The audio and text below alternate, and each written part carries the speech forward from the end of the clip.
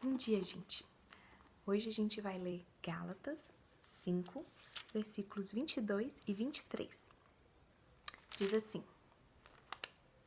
Mas o Espírito de Deus produz o amor, a alegria, a paz, a paciência, a delicadeza, a bondade, a fidelidade, a humildade e o domínio próprio.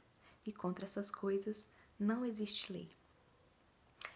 Essa passagem que a gente acabou de ler fala do fruto do Espírito. Ela vem logo depois de uma outra lista de coisas nada legais, que são as obras da carne, que foi o que foi estudado até hoje na UPA, né? Essa característica, o fruto do Espírito, desenvolve várias outras características, que foram essas que a gente leu. Essas características são um conjunto que seria o esboço do caráter de Cristo. Então, se a gente quiser saber como se parecer com Cristo, a gente precisa ter o fruto do Espírito.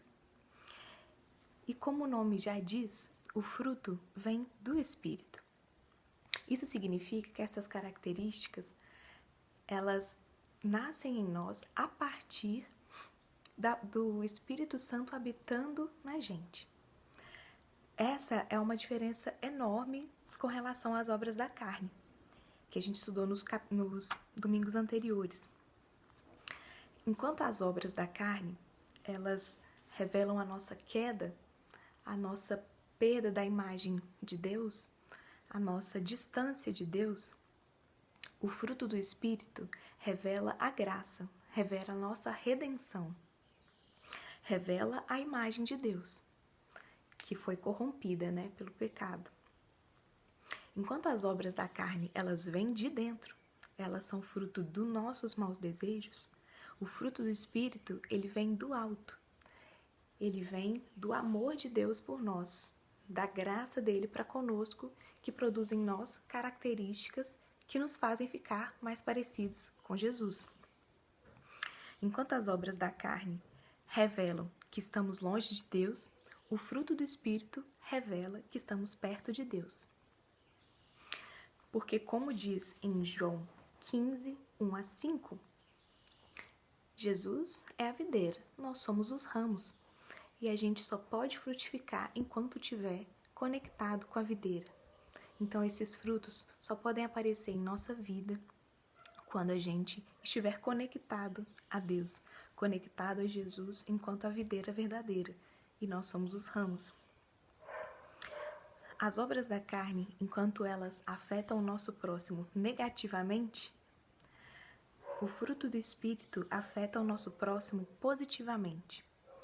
Isso porque as obras da carne, vocês devem se lembrar, elas acabam tendo 3 dimensões. Pecados que afetam, que lidam diretamente com Deus, que seria a idolatria, a rebeldia, também chamada de feitiçaria, Então seria uma rebelião diretamente contra Deus. Essas são uma das obras da carne. Outras obras da carne, elas têm a ver com você lidar com você mesmo, que seria, por exemplo, acessos de raiva, a imoralidade sexual, bebedeiras, farras. Isso você está lidando com você mesmo. E as obras da carne também afetam o próximo. Por exemplo, obras da carne são brigas, ciumeiras, desunião, divisões, inveja. Então, as obras da carne afetam sua relação com Deus, consigo mesmo e com o próximo.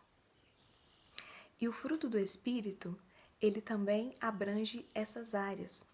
Ou seja, o fruto do Espírito é a forma de combater as obras da carne. A primeira característica listada aqui, quando a gente fala do fruto do Espírito, é o amor. E o amor, ele é uma arma contra todas essas obras. Por exemplo, contra a idolatria. A palavra de Deus fala que a gente deve amar o Senhor nosso Deus de todo o nosso coração, de toda a nossa alma, de todo o nosso entendimento. Isso nos tiraria a possibilidade da idolatria, porque a idolatria vem de um coração dividido, um coração que ama mais de uma coisa, coloca mais de um Senhor no primeiro lugar. o que não é possível amando Deus de todo o nosso coração, de todo o entendimento.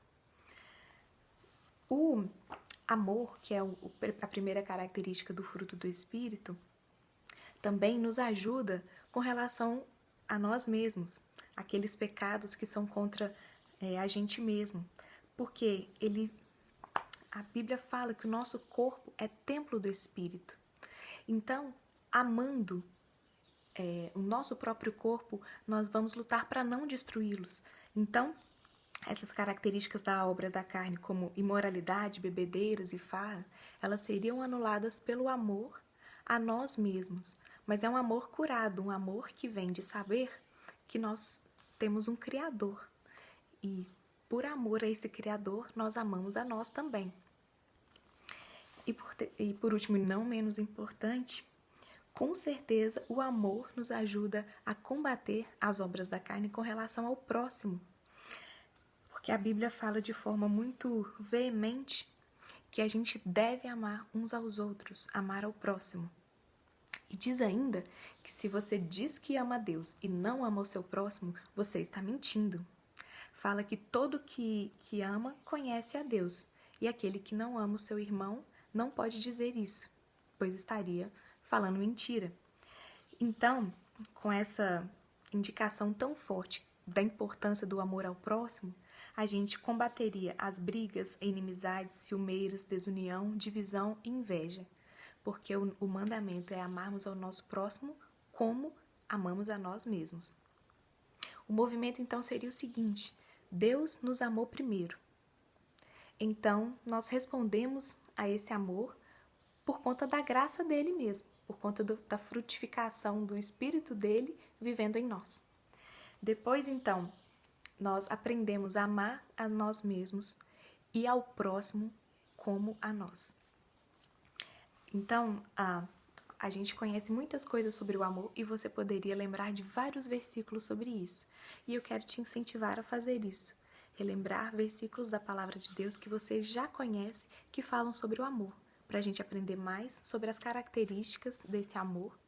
E uma das características muito importantes é o seguinte: Jesus fala que os discípulos dele iam ser conhecidos pelo amor.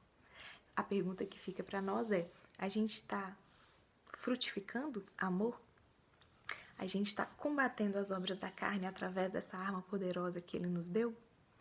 Como a gente pode amar como o Senhor, com as características de Deus em nós? Como a gente pode fazer isso? Eu quero sugerir que você ore por isso. Eu também. A gente precisa aprender a amar mais e melhor, e cada vez que essas obras da carne vierem militar contra nós, que o fruto do Espírito seja mais forte. Amém?